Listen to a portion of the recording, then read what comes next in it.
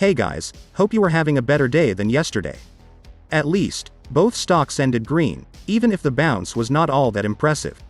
Today we are once again going to discuss the stock market a bit again, since the volatility of it has a slight effect on how AMC and GME trade. Yes, these two stocks are for the most part separate from the rest, but they are still influenced by overall market conditions. We also have some important news that came out that I want to go over. I want to thank everyone that showed up to my morning video. I will link it below in a pinned comment in case you missed it. Before we begin, let me quickly state that I am not a financial advisor, and that all content discussed in this channel is simply information gathered that I deem important for people to know, so that they can make informed decisions. All efforts are aimed to better understand the nature of the current market in anticipation of the greatest squeeze in financial history. Let's get started. Let's begin by quickly talking about the market. Over the past couple of days, we have experienced a lot of volatility in the markets that have erased a lot of momentum and broken the support for GME and AMC. As we have discussed in detail, this happened due to the market overreaction to the Omicron virus as well as the bearish statements presented by Jerome Powell. Today, the stock market's volatility showed no signs of letting up, and equities rallied in an attempt to rebound from the last 2 days of steep losses. All three major indexes, the Dow, Nasdaq and the S&P 500 were green. Like I said yesterday, it's still too early to tell if the new variant will have the same effects that Delta had last year. I don't think it will be as bad, but I do know that it will have serious repercussions on the stock market if people continue to get infected. With this in mind, JP Morgan made some pretty interesting statements which I totally agreed on. They said investors should buy this Omicron-led dip in the stock market because the new variant might accelerate the end of the pandemic. In their analysis, they pointed out that this new strain could prove to be a positive risk for the markets because if the new variant crowds out more deadly variants, it could accelerate the end of the pandemic. This development could fit with historical patterns of previous respiratory virus pandemic, especially given the broad availability of vaccines. They added that JP Morgan is viewing the recent sell-off in these segments of an opportunity to buy the dip in cyclicals, commodities and reopening themes. I have to agree. I know most AMC and GME investors have thrown most of their investment money into these stocks already, but for those with funds available, adding to whatever investment vehicles right now could certainly prove even more beneficial. On a red market, you want to be less risk-averse and throw cash at more securities because the bounce will come. The question right now is how long this could last, whether a full year or a couple of months. Wall Street has been highlighting the worst-case Omicron scenarios so that they can adjust their investment plans. I think this is very sound advice that you as an investor should emulate and copy. Next up, a poll recently disclosed that nearly half of Americans say inflation is causing them hardship. 45% of households admitted that they experienced either severe or moderate hardship as a result of the price increases that have roiled the economy during the past couple of months. This comes along new reports coming from Britain that costs are rising at a faster rate in over 20 years. The Bank of England may soon start to raise interest rates as a result of this. Data from Lloyds Bank showed a record 50% of businesses plan to raise prices over the next 12 months, which will further make things worse for the people and the economy overall. British consumer price inflation hit a 10-year high on October of 4.2%, and the Bank of England expects it to reach around 5% next year. Higher interest rates will not reduce pressure from a global surge in energy prices and supply chain difficulties, though they might help reducing the effects that would come if companies increase prices. This whole inflation plot continues to thicken and I really see no end of it for at least 1 to 2 years when I am optimistic.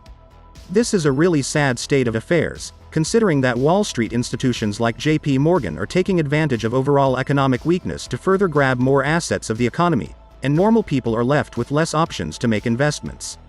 This is only going to make the wealth gap worsen, and I am starting to really worry about what the outlook of society in general will look post-inflation, post-pandemic and everything else. They are literally going on a shopping spree while the ever-growing lower class and shrinking middle class are forced to make hard decisions when choosing what essentials they should buy. Now, let's talk about the bright future that awaits AMC and their new NFT ventures. The pure excitement that has been observed by Hollywood surround the high demand of NFTs will not simply go by. In fact, you can bet your sweet tendies that every big movie studio is working with their team and AMC to provide their own version of NFTs for major releases. When AMC launched ticket sales for Spider-Man No Way Home, it included the promotion of 86,000 Spider-Man NFTs. The traffic seen on the AMC website reportedly crashed the site as well as the Fandango ticketing site. The interest surrounding this movie shows that there is a whole new market that is untapped. Valuable pieces of movie memorabilia on the blockchain have even brought scalpers, who have began selling dozens of tickets for the film for anywhere from $200 to $25,000. Mike Rubin, founder of Los Angeles-based NFT startup Dreamium Labs, made a statement, and I quote, "This is the first step toward well-known Hollywood intellectual property finding new ways to engage with the fans, and it signifies the early stage of experimentation by Hollywood with essentially the digital version of a collectible movie poster. Hollywood is still figuring out how to coexist and really harness the opportunity that NFTs have.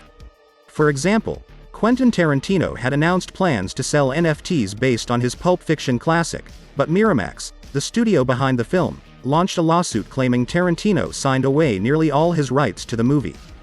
This legal action serves as a warning to film industry creators who might be tempted into launching their of NFT riches that they can easily be violating contractual agreements to popular projects. There is a lot of ground that needs to happen, but I have no doubt movie studios are going to be pumping NFTs soon. The Matrix is right around the corner. I can see Netflix and Hulu also releasing NFTs for their shows. Companies might launch them for people who attend premiere events. There is a lot of room to grow and evolve NFTs. Studios are dying for new ways to engage with their fans and audience, and I can see that in the future, they will be offering a more personalized engagement with their favorite movie characters. This is the beginning of something new, something big, and AMC is sitting right in the middle laughing at the fudders, laughing at Motley Fool, who 2 days ago, published another article talking about how NFTs and crypto are not enough to save them. Allowing people more options which to pay for tickets, establishing relations with crypto companies and making new ventures while simultaneously being at the forefront of this new emerging market certainly casts a huge bright future for this company. But Motley Fool thinks otherwise, mostly basing it on the premise that AMC has no fundamentals. I literally cringe every time I read that statement. Regardless, AMC is looking brighter and brighter by the second. I cannot wait to see where this company is 10 years from now. I think AMC will be a vastly different corporation than it is now, so it's super interesting to be at the beginning stages watching it all unfold. GameStop is another power giant on the verge of bringing something big, something new and interesting to gamers. Jack to the moon is the biggest understatement of the year. Let's now talk about today. The Fed submitted over $1.427 trillion in reverse repo operations today. Dark pool trades for AMC accounted for 61% of the total volume today, while dark pool trades for GameStop accounted for 45% of the total volume today. AMC had a larger amount of buy orders than its sell orders, with GameStop also having a larger amount of buy orders than sell orders. Now, let's talk about performance. AMC traded bullishly, gaining 6% for the day. It traded pretty bearishly during the pre-market, falling back down to 28 at one point. However, it would bounce back and consolidate a bit on the VWAP. After markets opened, AMC ran from 29 to 31. It maintained that high for a while until it started falling back down again after shorters came in. AMC fell down to 27.03 before it bounced back strong, reaching 30.70. It would slightly dip before coming back and closing at 30.28, above the VWAP.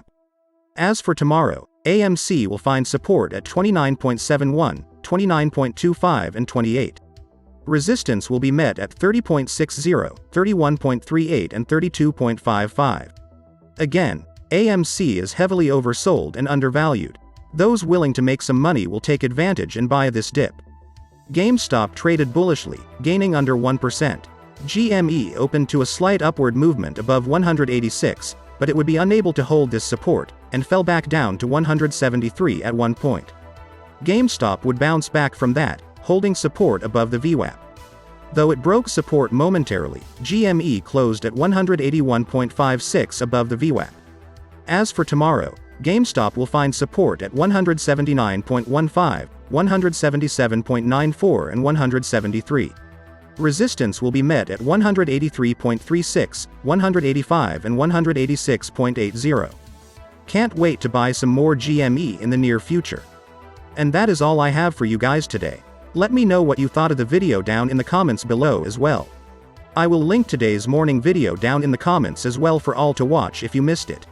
Remember to watch the morning video if you missed it. If you want to support this channel, I have a Patreon link in the description as well as some one-time donation links for Cash App and PayPal. Thank you again for being a part of this channel. I will continue striving for better content. Enjoy the rest of your day and to the moon.